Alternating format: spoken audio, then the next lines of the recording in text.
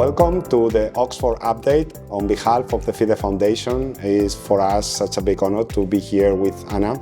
She is an independent expert in sustainability investing, and also she is the one giving us the technical background and the coordination to be able to present an state-of-the-art papers and know-how in next September when we're gonna launch, and it's gonna be the kickoff of the second anniversary of the Global ESG Think-Tank. Anna, thank you so much for taking the time joining us, and I would believe it's very useful for the Fide community to go through the challenges and the working groups and to share with them which are the expectations, or you as an independent expert, what would you expect, for example, for the working group number one? How are we going to deal with 30 taxonomies, and which are the main improvements or the advantages that you see in the working group? Well, first of all, thanks for having me. It's my honor and a pleasure to be here working with the group, such a renowned experts. And starting with working group one, where we have really people from the World Bank or the National Securities Commissions that they really have understanding of what is going on regulation. I would say that the main challenge here is exactly to overcome the different regulations and also the different paces that we are expecting to have in the coming years from among regions. It's really very different. Europe, we all know, it's pioneering all the ESG revolution, but it's not the same across the world. So as much as we know that we need some minimum standards and minimum standardization of all the metrics and all the regulations, we also know the difficulties ahead. Yeah. So it's really the interesting point for me in this working group, the first working group, the number one, which how are we going to overcome all these challenges and being able to have this conversation, this open conversation with experts. Yeah, well, it was very exciting to listen in the preliminary working sessions how important is mapping, and also how strong is connected working group number one with what you were mentioning in Oxford last year about the lack of metrics and what can we do in order to try to give more transparency on a metric level. Yes, lack of metrics and lack of data, because you need metrics, but metrics are made from raw data, and raw data hopefully will be much more available and useful in the coming years than is now, because now the first thing that you have is that it's very expensive to have all the data that you need, and it's not even complete.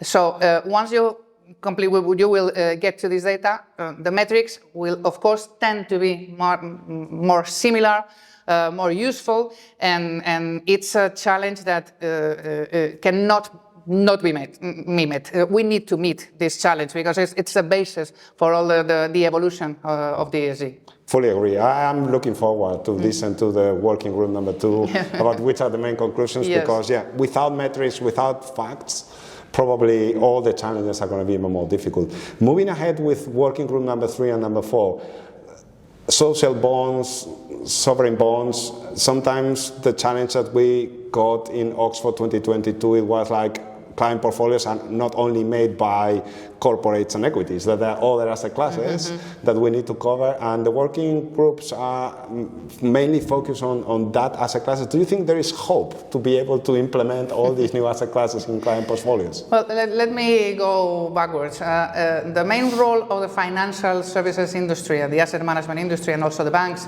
here is that without the financial part of the ESG transformation, there is no ESG transformation, because you have to finance and to invest in a new world order, you could say so.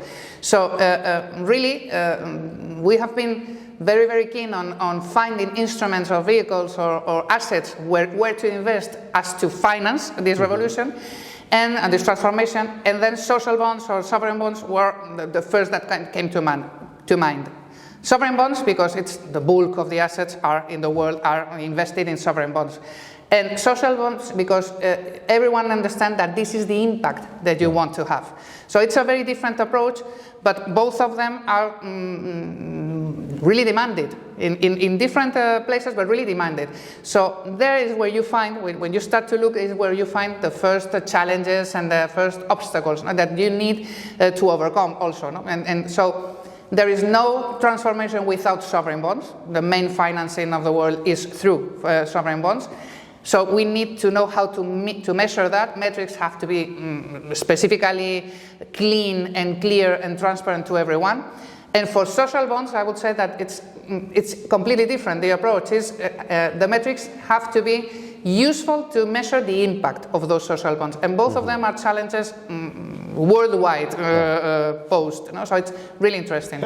And big elephants in the room. Yeah.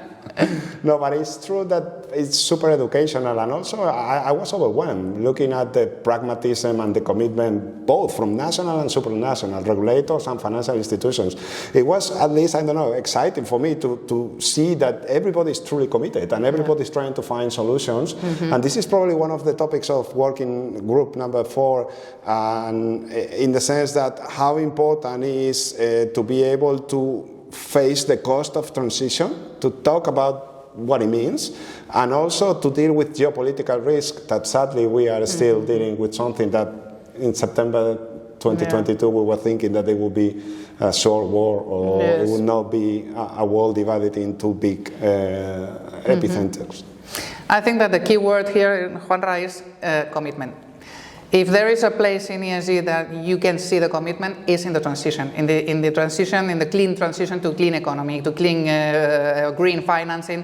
I mean, that is where you really find commitment. Commitment from regulators, commitment from governments, commitment from enterprises, from companies.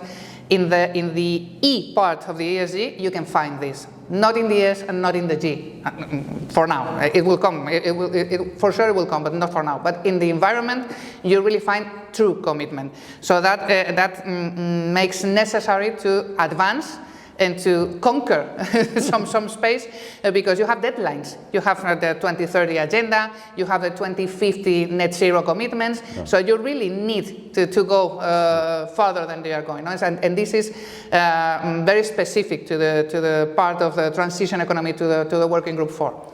And for me it was amazing, and I think it's one of the main remarkable achievements of the last working group, is that sophisticated and smart people were always willing to take time to think from an end client or end investor point of view. How do we deal with this, and how can we transform a sophisticated challenge in something understandable by end clients, and how the stock exchanges trying to share knowledge, how can the primary markets help secondary markets? So would you expect that the end client, the investor, the individuals are going to find something useful in Oxford next autumn?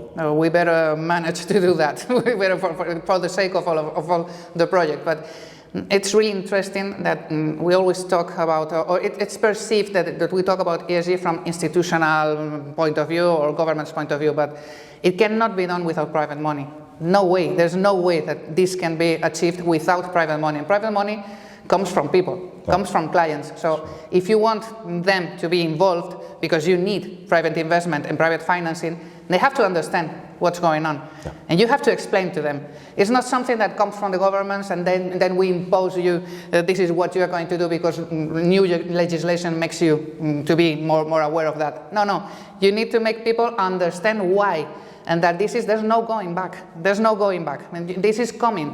Sustainability is the new world order. So as long as you are going to ask for their money, and not only, I'm not talking only about financing, but also consuming.